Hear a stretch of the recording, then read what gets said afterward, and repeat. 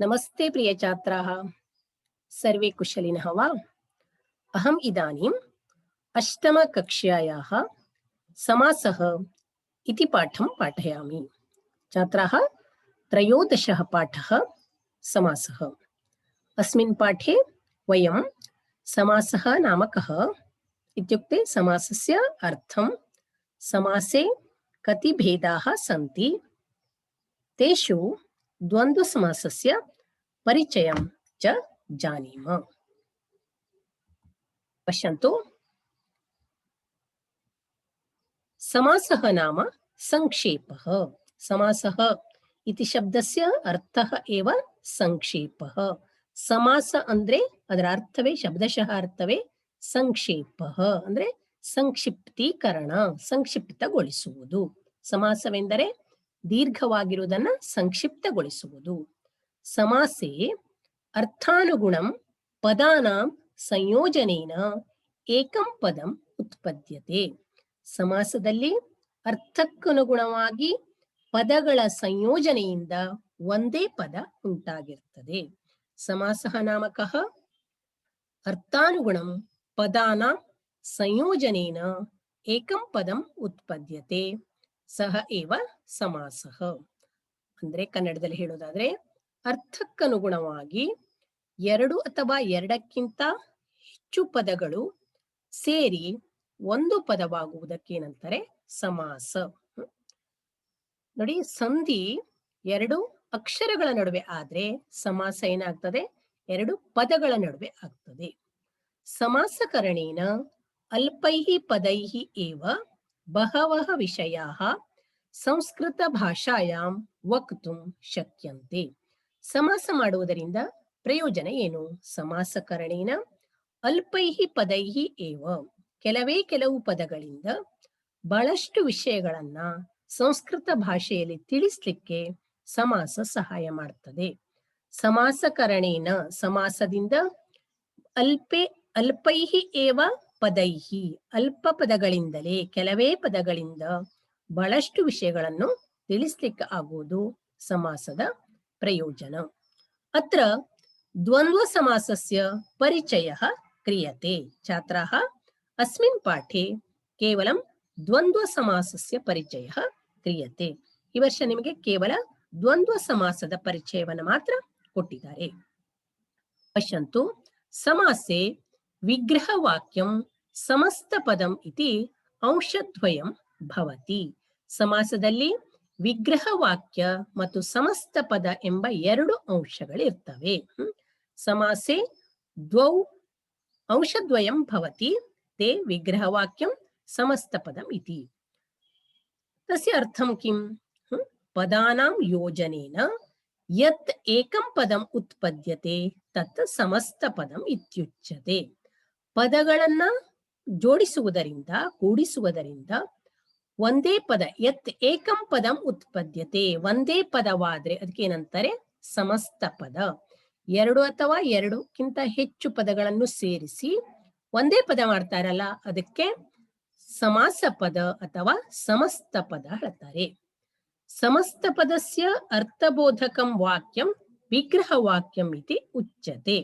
ಆ ಸಮಸ್ತ ಪದದ ಅರ್ಥವನ್ನು ತಿಳಿಸುವಂತಹ ವಾಕ್ಯಕ್ಕೇನಂತಾರೆ ವಿಗ್ರಹ ವಾಕ್ಯ.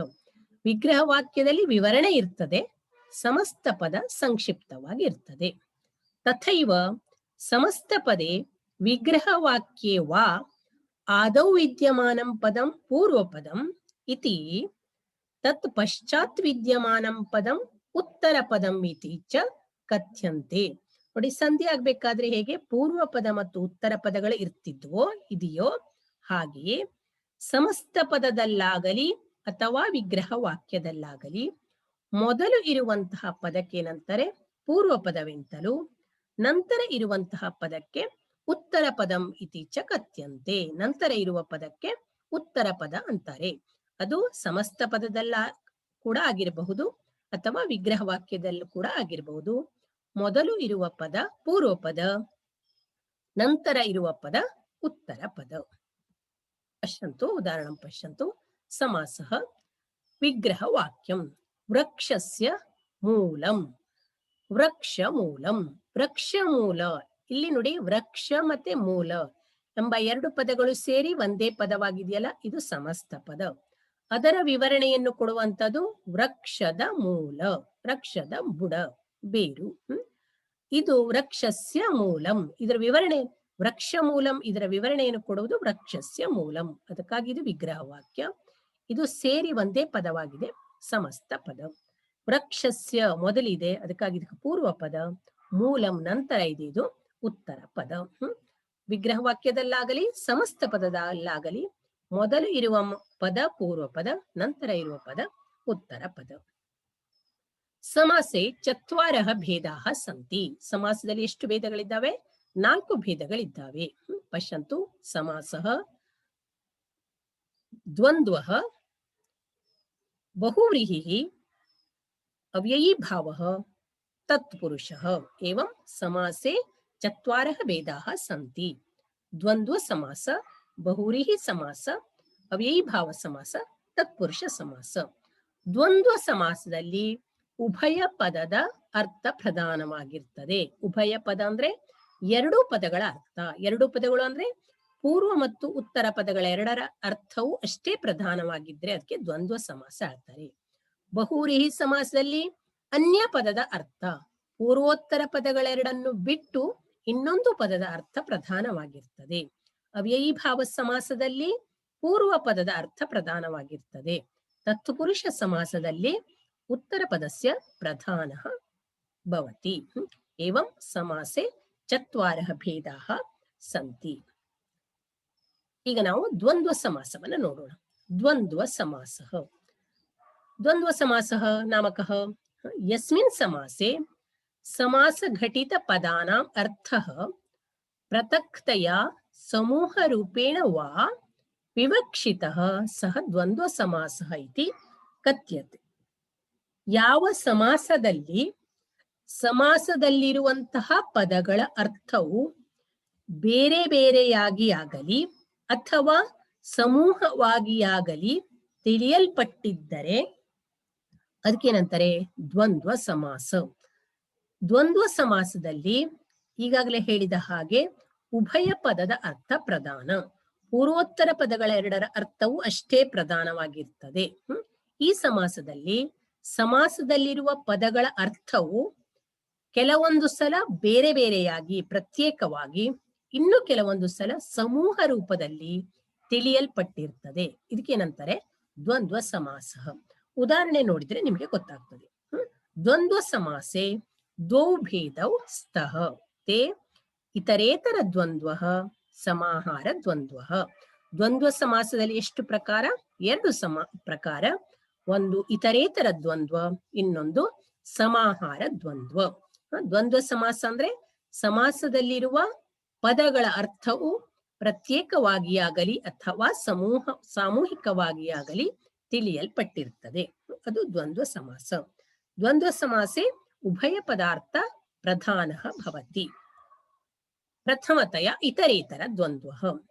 ದ್ವಂದ್ವ ಸಮಾಸೆ ಸಮಸ್ತ ಪದೇ ಸ್ಥಿತಾನಾಂ ಅರ್ಥಃ ಯದಾ ಪೃಥಕ್ತಯಾ ವಿವಕ್ಷಿತಃ ಭವತಿ ತದಾ ಇತರೇತರ ದ್ವಂದ್ವ ಇತಿ ಕಥ್ಯತೆ.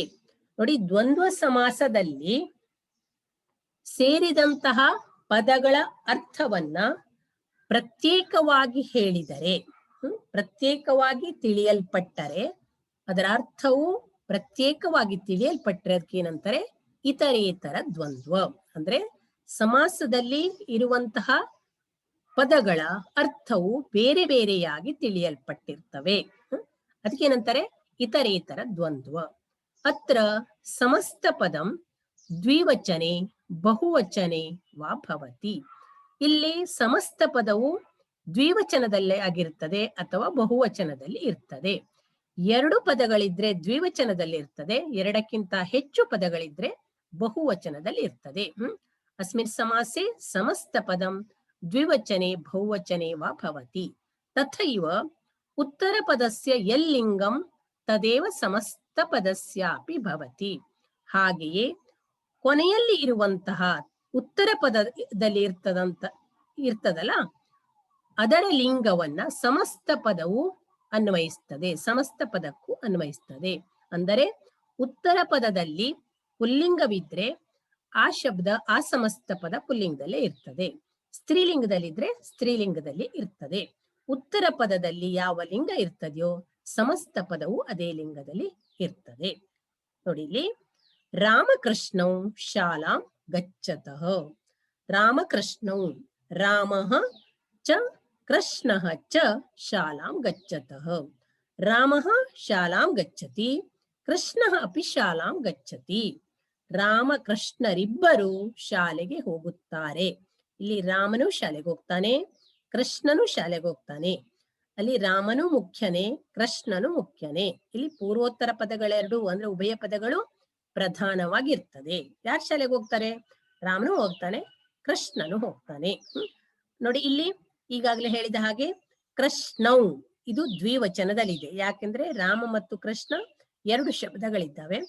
ಹಾಗೆಯೇ ಕೃಷ್ಣ ಪುಲ್ಲಿಂಗ ಹೌದಲ್ವಾ, ಅದಕ್ಕಾಗಿ ಪುಲ್ಲಿಂಗ ದ್ವಿವಚನ. ಕೃಷ್ಣ ಕೃಷ್ಣೌ, ರಾಮಕೃಷ್ಣೌ ಶಾಲಾಂ ಗಚ್ಚತಃ. ಉದಾಹರಣಾನಿ ಪಶ್ಯಂತು.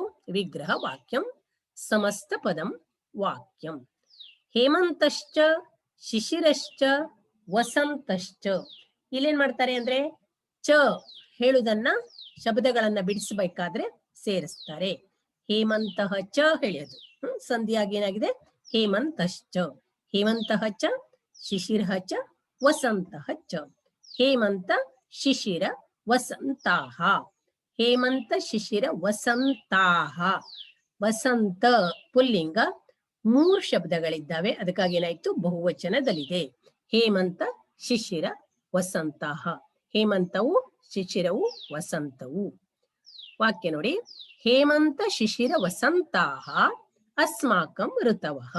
ಹೇಮಂತ ಶಿಶಿರ ವಸಂತಗಳು ನಮ್ಮ ಋತುಗಳು. ಬಿಡಿಸುವುದೇಗೆ? ಹೇಮಂತಶ್ಚ ಶಿಶಿರಶ್ಚ ವಸಂತಶ್ಚ.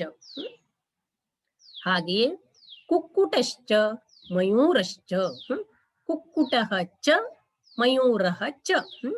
ಕುಕ್ಕುಟ ಮಯೂರೌ. ನೋಡಿ ಇಲ್ಲಿ, ಕುಕ್ಕುಟ ಅಂದ್ರೆ ಕೋಳಿ, ಮಯೂರ ಅಂದ್ರೆ ನವಿಲು. ಕುಕ್ಕುಟ ಮತ್ತು ನವಿಲು. ಕುಕ್ಕುಟ ಮಯೂರೌ, ಮಯೂರಃ ಮಯೂರೌ. ಇದು ದ್ವಿವಚನದಲ್ಲಿದೆ ಸಮಸ್ತ ಪದ. ಯಾಕೆಂದ್ರೆ ಇಲ್ಲಿ ಎರಡು ಶಬ್ದಗಳಿದ್ದಾವೆ, ಕುಕ್ಕುಟ ಒಂದು, ಮಯೂರ.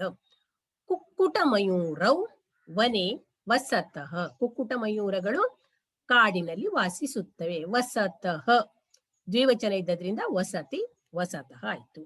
ಹಾಗೆಯೇ ಪತ್ರಂ ಚ ಪುಷ್ಪಂ ಚ ಫಲಂ ಚ. ಪತ್ರಂ ಪುಷ್ಪಂ ಫಲಾನಿ. ಪತ್ರ ಪುಷ್ಪ ಫಲಾನಿ. ಪತ್ರಗಳು, ಪುಷ್ಪಗಳು ಮತ್ತೆ ಫಲಗಳು. ಪತ್ರ ಪುಷ್ಪ ಫಲಗಳು. ಇಲ್ಲಿ ಮೂರಿತ್ತಲ್ವಾ?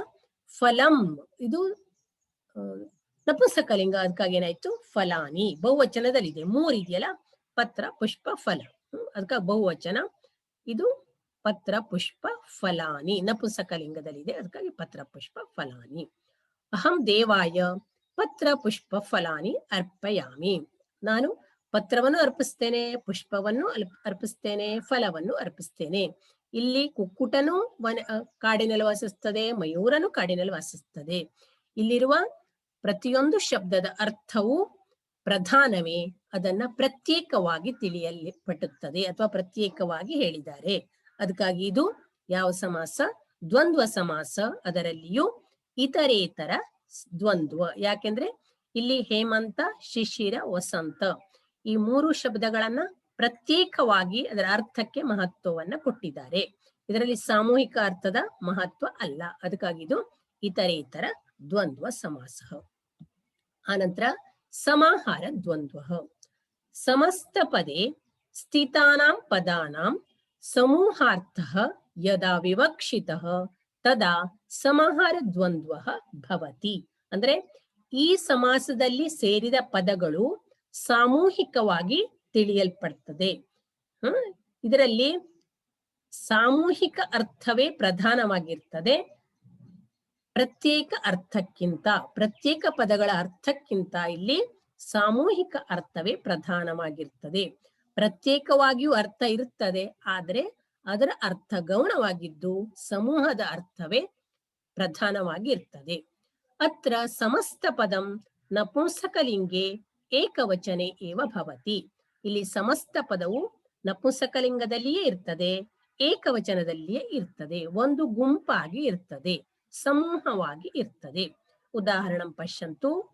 ಪಾಣೀಚ ಪಾದೌಚ ಏತೇಷಾಂ ಸಮಾಹಾರಃ. ಪಾಣೀಚ ಕೈಗಳು ಎರಡಿದ್ದಾವಲ್ವಾ, ಪಾಣಿ ಪಾದೌ ಎರಡಿದೆಯಲ್ಲ, ಪಾಣೀಚ ಪಾದೌಚ ಏತೇಷಾಂ ಸಮಾಹಾರಃ, ಇವುಗಳ ಗುಂಪು. ಸಮಾಹಾರ ಅಂದ್ರೆ ಗುಂಪು. ಪಾಣಿಪಾದಂ. ಅಹಂ ಪಾಣಿಪಾದಂ ಪ್ರಕ್ಷಾಲಯಾಮಿ. ನೋಡಿ, ನಿಮ್ಮ ಅಮ್ಮ ನಿಮ್ ಶಾಲೆಯಿಂದ ಬಂದ ತಕ್ಷಣ ಕೈ ಕಾಲು ಮುಖ ತೊಳ್ಕೊಂಡ್ ಬಾ ಹೇಳ್ತಾರಲ್ಲ, ಅಲ್ಲಿ ಸಾಮೂಹಿಕವಾಗಿ ಹೇಳುತ್ತದೆ, ಕೈಯೂ ತೊಳಿಬೇಕು, ಕಾಲು ತೊಳಿಬೇಕು, ಮುಖನೂ ತೊಳಿಬೇಕು. ಆದ್ರೆ ಕೈ ತೊಳ್ಕ, ಕಾಲು ತೊಳ್ಕ, ಮುಖ ತೊಳ್ಕೊಳ್ಳಲ್ಲ, ಗುಂಪಿನಲ್ಲಿ ಹೇಳ್ತದೆ ಕೈ ಕಾಲು ಮುಖ ತೊಳ್ಕೊಳ್ಬೇಕು. ನೋಡಿ, ಅಹಂ ಇಲ್ಲೂ ಹಾಗೆ ನೋಡಿ, ಪಾಣಿಪಾದಂ ಪ್ರಕ್ಷಾಲಯಾಮಿ, ಕೈ ಮತ್ತು ಕಾಲುಗಳನ್ನ ತೊಳಿತೇನೆ ಅಂದ್ರೆ, ಕೈಗಳನ್ನು ತೊಳಿತೇನೆ, ಕಾಲುಗಳನ್ನ ತೊಳಿತೇನೆ, ಕೈ ಕಾಲುಗಳನ್ನು ತೊಳೆಯುತ್ತೇನೆ. ಇಲ್ಲಿ ಪ್ರತ್ಯೇಕವಾಗಿ ಶಬ್ದಗಳಿದ್ರೂ ಕೂಡ ಕೈ ಕಾಲುಗಳು ಒಂದು ಸಮೂಹ. ಇಲ್ಲಿ ಸಾಮೂಹಿಕ ಅರ್ಥಕ್ಕೆ ಪ್ರಾಧಾನ್ಯವಾದದ್ರಿಂದ ಅದಕ್ಕೇನಂತಾರೆ, ಸಮಾಹಾರ ದ್ವಂದ್ವ. ಉದಾಹರಣಾನಿ ಪಶ್ಯಂತು. ವಿಗ್ರಹವಾಕ್ಯಂ. ಪುತ್ರಶ್ಚ ಪೌತ್ರಶ್ಚ ಅನಯೋಃ ಸಮಾಹಾರಃ. ಪುತ್ರ ಪೌತ್ರ ಇತ್ಯುಕ್ತೆ ಮೊಮ್ಮಗ, ಮಗ ಮತ್ತೆ ಮೊಮ್ಮಗ ಇವರ ಸಮೂಹ ಪುತ್ರ ಪೌತ್ರಂ. ಇದೀಗಾಗಲೇ ಹೇಳಿದ ಹಾಗೆ ನಪುಂಸಕಲಿಂಗದಲ್ಲಿ ಏಕವಚನದಲ್ಲೇ ಇರ್ತದೆ, ಪುತ್ರ ಪೌತ್ರಂ. ಅನಯೋಃ ಸಮಾಹಾರಃ, ಇವೆರಡು ಅಂದ್ರೆ ಪುತ್ರ ಪೌತ್ರ ಎರಡಿದೆಯಲ್ಲ, ಇವರಿಬ್ಬರ ಸಮೂಹ, ಗುಂಪು, ಪುತ್ರ ಪೌತ್ರಂ. ವಾಕ್ಯಂ ಪಶ್ಯಂತು. ಗೃಹಸ್ಯ ಯಜಮಾನಃ ಪುತ್ರ ಪೌತ್ರಂ ರಕ್ಷತಿ. ಮನೆಯ ಯಜಮಾನ ಮಗ ಮತ್ತೆ ಮೊಮ್ಮಗನನ್ನ ರಕ್ಷಿಸ್ತಾನೆ. ಪುತ್ರ ಪೌತ್ರಂ. ಈ ರೀತಿ ಅನಯೋಃ ಸಮಾಹಾರಃ, ಗುಂಪು ಎರಡಿದೆ, ಅದಕ್ಕಾಗಿ ಅನಯೋಃ ಆಯ್ತು. ರಥಿಕಾಶ್ಚ ಅಶ್ವಾರೋಹಾಶ್ಚ ಏತೇಷಾಂ ಸಮಾಹಾರಃ. ರಥಿಕ ಅಂದ್ರೆ ರಥದ ಮೇಲೆ ಇರುವವನು, ಯುದ್ಧ ಮಾಡುವವನು. ಅಶ್ವಾರೋಹ ಅಂದ್ರೆ ಅಶ್ವದ ಮೇಲೆ ಏರಿ ಯುದ್ಧವನ್ನು ಮಾಡುವವನು. ರಥಿಕಾಶ್ಚ ಅಶ್ವಾರೋಹಾಶ್ಚ ಏತೇಷಾಂ ಸಮಾಹಾರಃ. ಇಲ್ಲಿ ಎರಡು ಶಬ್ದಗಳಿದ್ರೂ ಕೂಡ ಇವು ಬಹುವಚನದಲ್ಲಿದ್ದಾಗ ಇದ್ದೇವೆ, ಅದಕ್ಕಾಗಿ ಏನ್ ಬಂತು, ಏತೇಷಾಂ ಸಮಾಹಾರಃ. ರಥಿಕರು ಅಶ್ವಾರೋಹಿಗಳು ಇವುಗಳ ಗುಂಪು, ಇವರ ಗುಂಪು, ಸಮೂಹ. ರಥಿಕಾಶ್ವಾರೋಹಂ ಇದು ನಪುಂಸಕಲಿಂಗ, ಏಕವಚನದಲ್ಲಿ ಇದೆ. ರಥಿಕಾಶ್ವಾರೋಹಂ ಸೇನಾಯಾಹ ಅಂಗಂ ಭವತಿ. ರಥಿಕಾಶ್ವಾರೋಹಿಗಳು ಸೇನೆಯ ಅಂಗವಾಗಿದ್ದಾವೆ. ಈ ರೀತಿ ಇದು ಸಮಾಹಾರ ದ್ವಂದ್ವ. ಈ ಸಮಾಹಾರ ದ್ವಂದ್ವದಲ್ಲಿ ಇರುವಂತಹ ಪದಗಳು ಸಾಮೂಹಿಕವಾಗಿ ತಿಳಿಯಲ್ಪಡುತ್ತದೆ. ಯಾವಾಗಲೂ ಏಕವಚನದಲ್ಲಿ ಮತ್ತು ನಪುಂಸಕದ ಲಿಂಗದಲ್ಲಿಯೇ ಇರ್ತವೆ. ಇದರಲ್ಲಿ ಸೇರಿದ ಪದಗಳ ಪ್ರತ್ಯೇಕ ಅರ್ಥ ಇದ್ರೂ ಕೂಡ ಅದು ಗೌಣವಾಗಿದ್ದು ಸಾಮೂಹಿಕ ಅರ್ಥವೇ ಪ್ರಧಾನವಾಗಿ ಇರ್ತವೆ.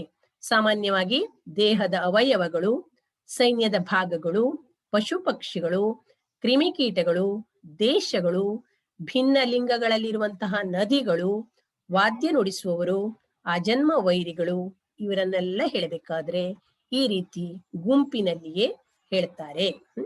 ಅಕ್ಷಿ ಶ್ರೋತ್ರಂ ಇದೆ. ರಥಿಕಾಶ್ಚ ಅಶ್ವರೋಹಂ, ಶುಕಾಶ್ಚ ಬಕಾಶ್ಚ ಏತೇಷಾಂ ಸಮಾಹಾರ ಶುಕಬಕಂ. ಈ ರೀತಿ ಇಲ್ಲಿಗೆ ನಾವು ಈ ಪಾಠವನ್ನ ಮುಗಿಸಿದ್ದೇವೆ. ಇದರಲ್ಲಿ ನಾವು ಸಮಾಸ ಅಂದ್ರೇನು, ಸಮಾಸದಲ್ಲಿರುವ ಘಟಕಗಳಾದಂತಹ ವಿಗ್ರಹ ವಾಕ್ಯ ಮತ್ತೆ ಸಮಸ್ತ ಪದ, ಅವುಗಳ ಅರ್ಥ, ಅದೇ ರೀತಿ ದ್ವಂದ್ವ ಸಮಾಸ, ಅದರ ಅರ್ಥ, ದ್ವಂದ್ವ ಸಮಾಸದ ಭೇದಗಳು, ಹಾಗೆ ಅವುಗಳ ಉದಾಹರಣೆಗಳನ್ನ ತಿಳ್ಕೊಂಡಿದ್ದೇವೆ. ಈಗ ಈ ಪಾಠದ ಪ್ರಶ್ನೆ ಉತ್ತರವನ್ನ ನೋಡೋಣ. ಅಭ್ಯಾಸ. ಏಕವಾಕ್ಯೇನ ಉತ್ತರತ. ಒಂದು ವಾಕ್ಯದಲ್ಲಿ ಉತ್ತರಿಸಿರಿ. ಸಮಾಸಃ ನಾಮಕಃ. ಸಮಾಸ ಅಂದ್ರೇನು? ಯಸ್ಮಿನ್ ಅರ್ಥಾನುಗುಣಂ ಪದಾನಾಂ ಸಂಯೋಜನೇನ ಏಕಂ ಪದಂ ಉತ್ಪದ್ಯತೆ ಸಹ ಸಮಾಸಃ. ಎಲ್ಲಿ ಅರ್ಥಕ್ಕನುಗುಣವಾಗಿ ಪದಗಳ ಸಂಯೋಜನೆಯಿಂದ ಒಂದು ಪದ ಉಂಟಾಗಿರ್ತದೆಯೋ ಸಹ, ಸಮ್ ಇದೆ ಆಗಿದೆ, ಸಹ ಸಮಾಸಃ. ಅದಕ್ಕೇನಂತಾರೆ? ಸಮಾಸ ಹೇಳ್ತಾರೆ. ವಿಗ್ರಹ ವಾಕ್ಯಂ ನಾಮ ಕಿಂ? ಸಮಸ್ತ ಪದಸ್ಯ ಅರ್ಥಬೋಧಕಂ ವಾಕ್ಯಂ ವಿಗ್ರಹ ವಾಕ್ಯಂ ಇತಿ ಉಚ್ಯತೆ. ವಿಗ್ರಹ ವಾಕ್ಯ ಅಂದ್ರೆ ಏನು? ಸಮಸ್ತ ಪದದ ಅರ್ಥವನ್ನು ತಿಳಿಸುವಂತಹ ವಾಕ್ಯಕ್ಕೆ ಏನಂತಾರೆ? ವಿಗ್ರಹ ವಾಕ್ಯ. ಸಮಸ್ತ ಪದಂ ನಾಮ ಕಿಂ? ಪದಾನಾಂ ಯೋಜನೇನ ಯತ್ ಏಕಂ ಪದಂ ಉತ್ಪದ್ಯತೆ ತತ್ ಸಮಸ್ತ ಪದಂ ಇತ್ಯುಚ್ಯತೆ. ಸಮಸ್ತ ಪದ, ಸಮಾಸ ಪದ ಎರಡು ಒಂದೇ. ಇಲ್ಲಿ ನೀವು ಸಮಾಸಃ ನಾಮಕಃ ಇದ್ರೆ ಸಮಾಸಃ ನಾಮ ಸಂಕ್ಷೇಪಃ ಇಷ್ಟು ಬರೆದ್ರೆ ಸಾಕು. ಸಮಾಸಃ ನಾಮ ಸಂಕ್ಷೇಪಃ ಬರ್ಕೊಂಡು ಸಮಸ್ತ ಪದಂ ನಾಮ ಕಿಂ ಇದ್ರ ಬೇಕಾದ್ರೆ ನೀವು ಬರೀಬಹುದು. ಯಾಕೆಂದ್ರೆ ಇದು ಎರಡರ ಅರ್ಥ ಕೂಡ ಒಂದೇ, ಎರಡಕ್ಕೂ ಒಂದೇ ಉತ್ತರ ಆಗ್ತದೆ. ಅದಕ್ಕಾಗಿ ನೀವು ಸಮಸ್ತ ಪದಂ ನಾಮ ಕಿಂಗೆ ಏನ್ ಬರೀರಿ? ಪದಾನಾಂ ಯೋಜನೇನ ಯತ್ ಏಕಂ ಪದಂ ಉತ್ಪದ್ಯತೆ ತತ್ ಸಮಸ್ತ ಪದಂ ಇತ್ಯುಚ್ಯತೆ ಬರೀರಿ.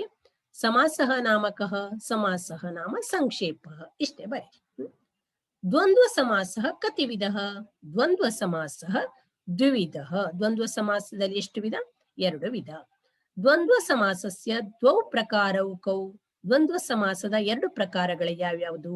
ದ್ವಂದ್ವ ಸಮಾಸಸ್ಯ ದ್ವೌ ಪ್ರಕಾರೌ ಇತರೇತರ ದ್ವಂದ್ವಃ ಸಮಾಹಾರ ದ್ವಂದ್ವಃ. ರಿಕ್ತ ಸ್ಥಾನಂ ಪೂರಯತ, ಬಿಟ್ಟ ಸ್ಥಳವನ್ನು ತುಂಬಿರಿ. ಸಮಾಸೆ ಡ್ಯಾಶ್ ಇತಿ ಅಂಶದ್ವಯಂ ಭವತಿ. ಸಮಾಸೆ ವಿಗ್ರಹ ವಾಕ್ಯಂ ಸಮಸ್ತ ಪದಂ ಇತಿ ಅಂಶದ್ವಯಂ ಭವತಿ.